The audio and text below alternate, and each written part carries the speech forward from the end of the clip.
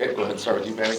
Coach, before Christmas, you guys made the first team to 60 points. Is that just kind of a testament to what the message was going into this season?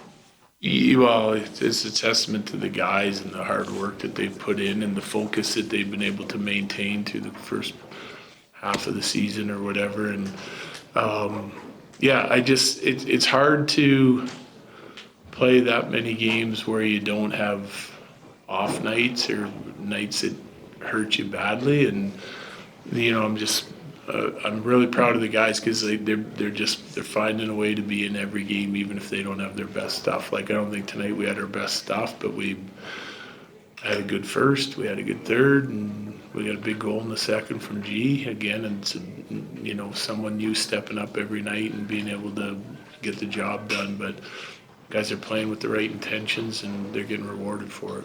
Right. Jared, what does it say about your team that you can win a 1-0 game? A well-fought game from Utah side too, when you don't have your best. Same answer I just gave. Really, honestly, it says a lot because, you could tell, scoring chances were hard to come by. We did a nice job in the first, creating some dangerous chances, and the second period we didn't really sort of play to our game plan or what helped us be successful in the first period. But we got back to it in the third. I think it says a lot about the maturity of our group and the focus of our group to be able to understand it, you recognize it, understand it, and then change it so we have a better third period and we're able to win the hockey game instead of letting it get away from us. Colleen. We were talking about some sloppy plays.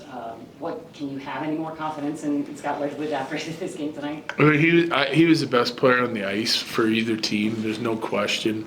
The second period, when I say we got away, we created some of our own issues. You got to give them credit. They played hard. They played with really good speed. I mean, if you give them an opening, they're going to create a chance out of it. But, for example, we get off on two rushes on the penalty kill. I felt like when we were organizing in our structure on the penalty kill, we were shutting them down at the line, sending it the length of the ice over and over. We weren't giving up anything dangerous in zone. We take off a couple times. We mismanaged the puck on both of those rushes, and then they get a power play opportunity, and then a second one, and then a third one, all while we're trying to get organized. And it was a little bit the same way 5-on-5, right? So just calming things down and being a little bit more predictable to ourselves. If we're not going to score a lot tonight, then being able to sort of lock it down and be a little bit more patient, I think, is important. And it's hard to do that in stride, but I thought the guys did a nice job of it again in the third period. Ryan and Eric. Utah was also missing some of their key players. Vamelka was pulled out at the last second with an injury, and obviously Logan Cooley's been out. Yeah. Was there anything that surprised you tonight from them? No, not really. I mean, I said it this morning, I think it was to Connor, they're 5-5 in their last 10. They've always played us hard, but their underlying numbers for the last 10 are all of it, offense and defense is all top 10 in the league. So when you're in that category with your analytics, it's usually a 7-3 or an 8-2 segment.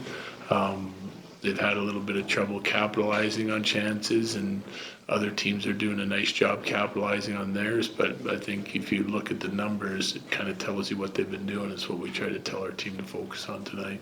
Eric and Bennett.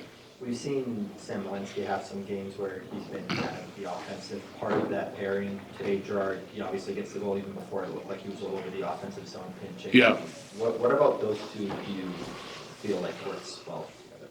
Well, they're both elusive guys. They both can move the puck. I think they're finding some chemistry with one another. And they play similar styles, so they kind of know what each other needs and where they need each other to be.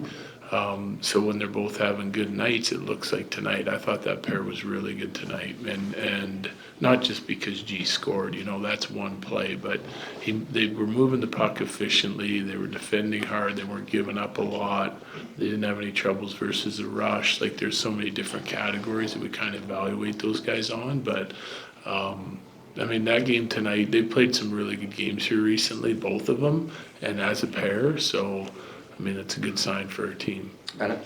The second period save that went to review, did you think there was a chance that would get overturned as you were watching the replay? And did you think there was any chance that the color of Wedgewood's pads helped kind of make sure? Yeah, that the call glove, stood? yeah. Yeah, I'm gonna say that color helps for sure. Cause like, there's a good chance that that puck was in, but the thing is, you gotta be able to see it in, right? And you need the overhead cam to do that, and it's pretty hard to see it in if it's in his glove, right? So unless his whole glove crosses and comes in, so I was pretty confident that it wasn't gonna count, just because you have to have definitive proof that it crossed the line, and I just think it's very hard to get that, especially with a dark glove, dark puck. Last couple, Megan? What are some subtle differences we might take for granted that you see as a coach when your team is absolutely trusting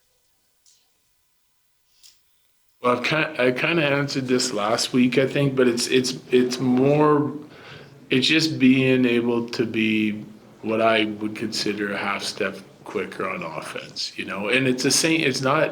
It starts with your goaltender, right? If you can stay aggressive and assertive on the defending side of it, because you don't feel like you gotta, you know, if you're making a mistake, you can make it an aggressive mistake instead of a passive mistake in D-zone coverage. I think our team's done a pretty good job of that.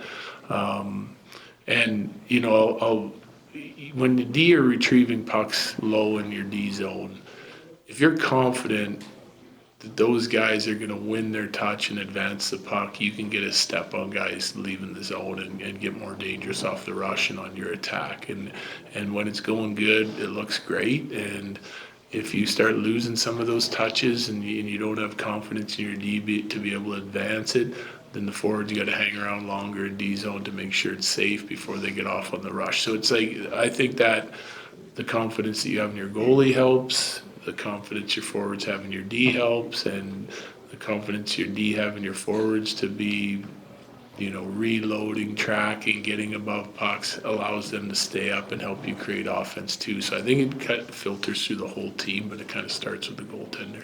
Last two, Evan and Bailey. Are you able to truly unplug the next couple days? For sure. Is the tape going to be calling your name at all? No.